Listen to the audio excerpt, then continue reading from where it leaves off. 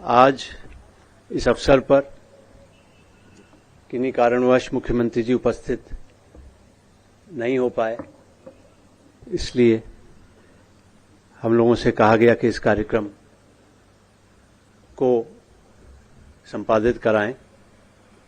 वंदे मातरम के 150 वर्ष पूर्ण होने पर यह अवसर हमारे वंदे मातरम इतिहास का अत्यंत गौरवपूर्ण क्षण है। ये गीत 1870 के दशक में श्री बंकिम चंद्र चट्टोपाध्याय जी द्वारा रचित उपन्यास आनंद मठ में सम्मिलित किया गया था। बाद में यह गीत भारत के स्वाधीनता संग्राम का एक प्रेरणा स्रोत बना।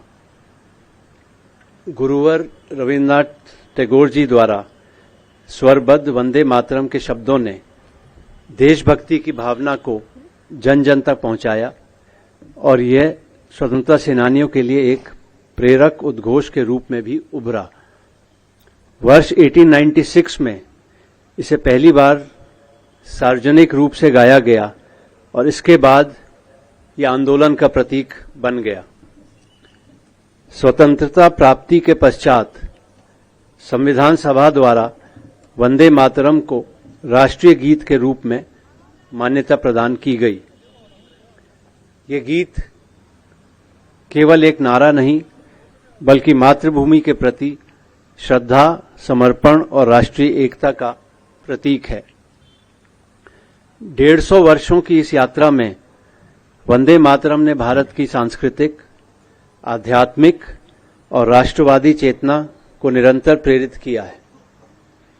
भारत सरकार द्वारा वंदे मातरम के 150 वर्ष पूर्ण होने पर एक राष्ट्रीय स्मृति पहल प्रारंभ की जा रही है, जिसका उद्देश्य इस अमर गीत की भावना और इसके ऐतिहासिक महत्व को पुनः जागृत करना है। वंदे मातरम केवल एक गीत नहीं, ये हमारे देश की आत्मा का प्रतीक है। वही स्वर जिसने स्वतंत्रता संग्राम के दौरान असंख्य देशवासियों को मातृभूमि के लिए बलिदान हेतु भी प्रेरित किया। आज इस अवसर पर हम उस अमर रचना के प्रति कृतज्ञता व्यक्त करते हैं जिसने हमें स्वतंत्रता, एकता और मातृभूमि के प्रति अटूट प्रेम का संदेश दिया।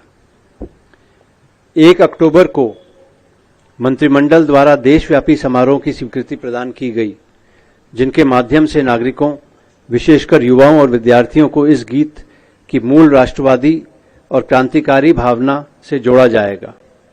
ये पहल वंदे मातरम के शाश्वत संदेश को नई पीढ़ी के हृदय में अंकित करने और राष्ट्रीय चेतना को सुदृढ़ करने की दिशा में एक महत्वपूर्ण कदम है। मुझे आशा ही नहीं अपितु पूर्ण विश्वास है कि ये पहल वंदे मातरम के माध्यम से राष्ट्रीयता एवं देश प्रेम की अलख को और अधिक ज्योतिर्मय बनाएगी। धन्यवाद। जय हिंद। वंदे मातरम।